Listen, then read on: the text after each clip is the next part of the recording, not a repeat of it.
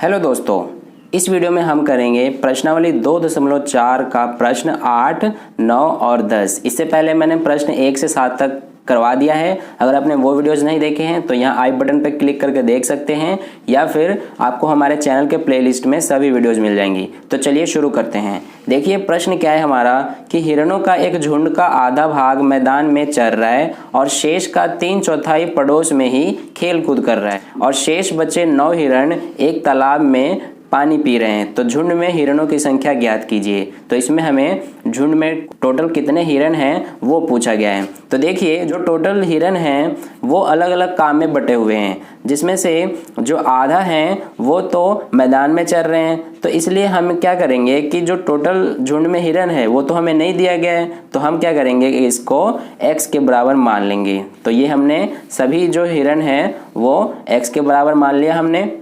अब कहा गया है कि उसमें से जो आधे हिरण हैं वो मैदान में चर रहे हैं। तो यानी कि अगर टोटल x हिरण है कुल झुंड में तो उसका आधा कितना हो जाएगा। अगर हम x को 2 से भाग कर देंगे तो आधा आ जाएगा। तो इसलिए मैदान में आधे भाग जो हिरण है वो x/2 हो गए।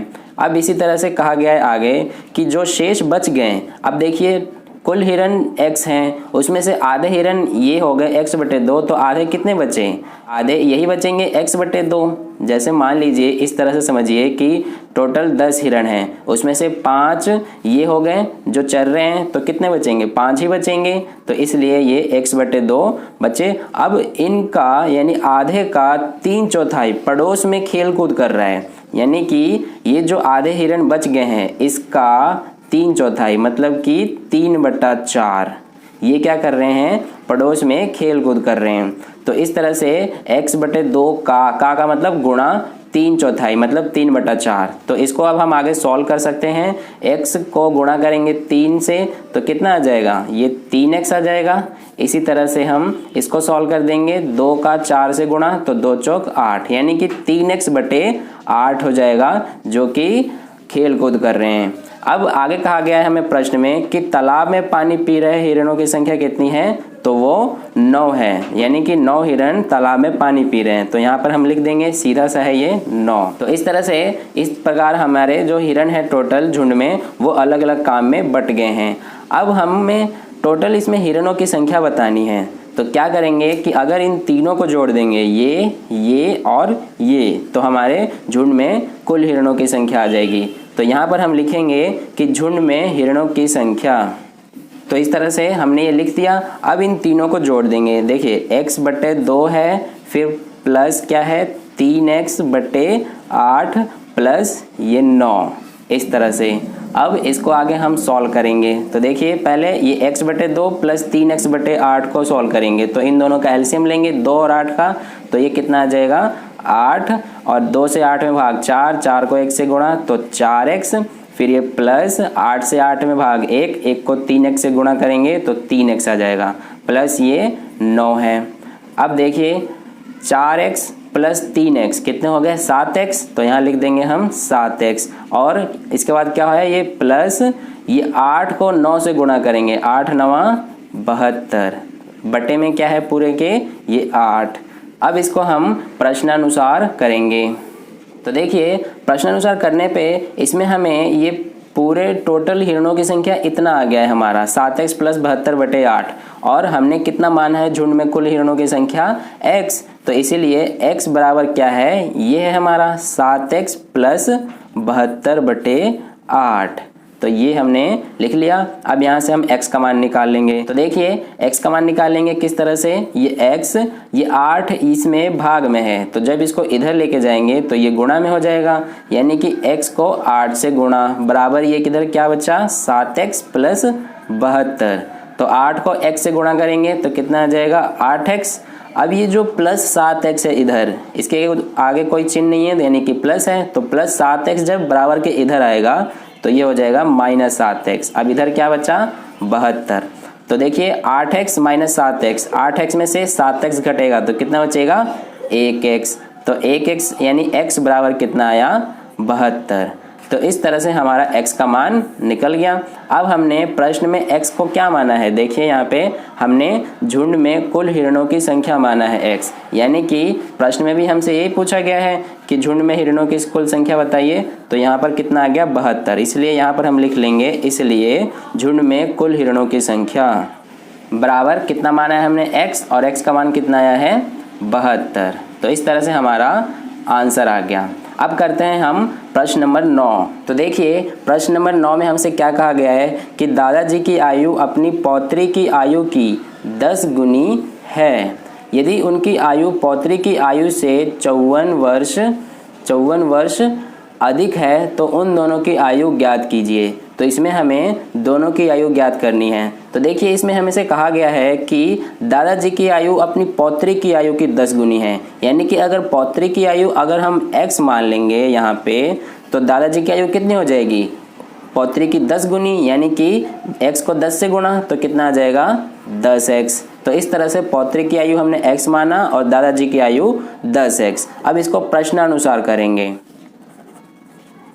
तो देखिए प्रश्नानुसार करने पे हमसे क्या कहा गया है प्रश्न में कि उनकी आयु पौत्री की आयु से 54 वर्ष अधिक है तो उन दोनों की आयु ज्ञात कीजिए।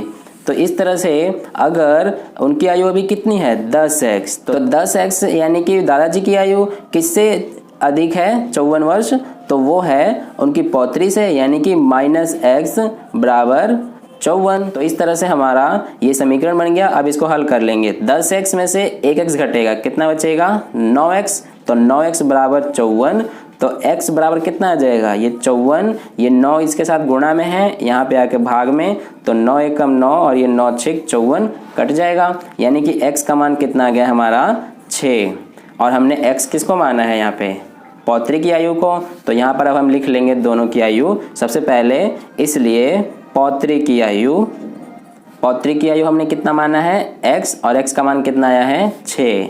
इसी तरह से यहाँ पे लिख लेंगे दादाजी की आयु, और दादाजी की आयु हमने क्या माना है 10x, यानी कि इसका मतलब क्या है 10 गुणा 6, तो कितना आ गया 60।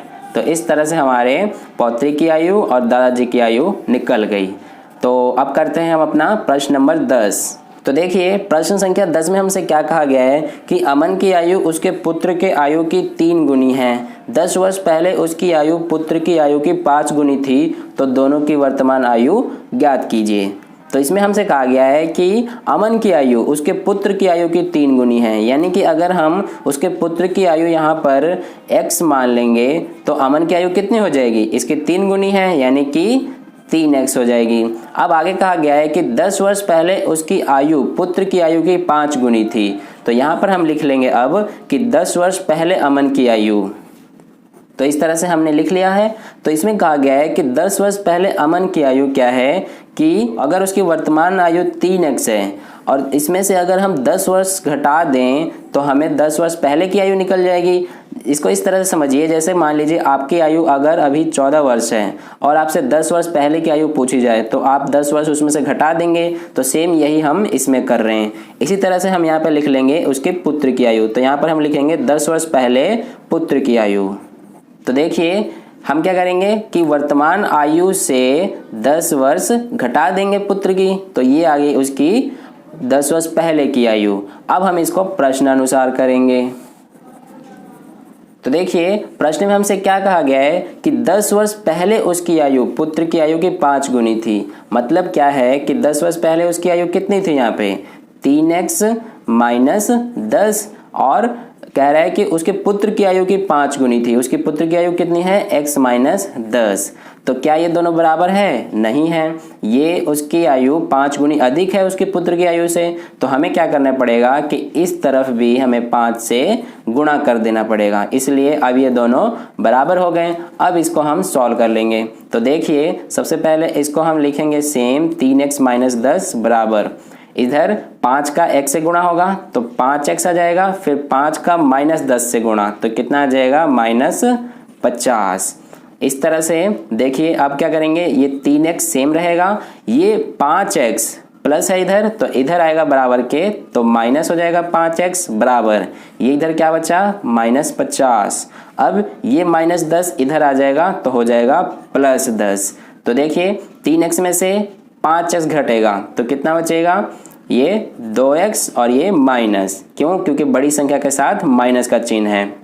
तो -2x बराबर कितना आ गया, माइनस प्लस माइनस होता है, तो 50 में से 10 घटाएंगे तो बचेगा 40 और ये माइनस, क्यों, क्योंकि बड़ी संख्या के साथ माइनस है। तो अब निकालेंगे यहाँ से हम x का मान। तो x का मान देखिए, ये -40, ये -2 x के साथ गुणा में है, इधर आके भाग में हो जाएगा, तो ये माइनस से माइनस तो कट जाएगा, ये 2 एकम 2, 20 दूना 40, यानी कि x का मान हमारा कितना आ गया, 20। तो इस तरह से हमने x का मान निकाल लिया। अब हमसे पूछा है पुत्र की आयु और अमन की आयु, दोनों की वर्तमान आयु हमसे पूछा है, तो यहाँ पर हम लिख लेंगे इसलिए पुत्र की वर्तमान आयु। तो पुत्र की वर्तमान आयु हमने क्या माना है, x, और x का मान कितना आया है, 20। इसी तरह से यहाँ पर हम लिखेंगे अमन की वर्तमान आयु। तो अमन की वर्तमान आयु हमने क्या माना है, 3x, मतलब कि 3 गुणा 20, तो कितना आ जाएगा, 3 गुणा 20 करने पे 20 तिहाई 60। तो इस तरह से हमने अमन की और उसके पुत्र की वर्तमान आयु निकाला। आई होप आपको तीनों प्रश्नों के हल अच्छे से समझ में आ गए होंगे। अगर किसी भी प्रश्न में कहीं भी कोई डाउट है तो आप नीचे कमेंट करके पूछ सकते हैं, और वीडियो अच्छा लगा हो तो लाइक जरूर करना, चैनल पर नए हैं तो सब्सक्राइब करके नोटिफिकेशन बेल आइकन प्रेस कर लेना, ताकि अगली वीडियो जब मैं डालूँ तो सबसे पहले उसकी नोटिफिकेशन आपको मिले। और वीडियो को ज़्यादा से ज़्यादा अपने दोस्तों के साथ शेयर करना। मिलते हैं अगले वीडियो में नए प्रश्न के साथ। धन्यवाद।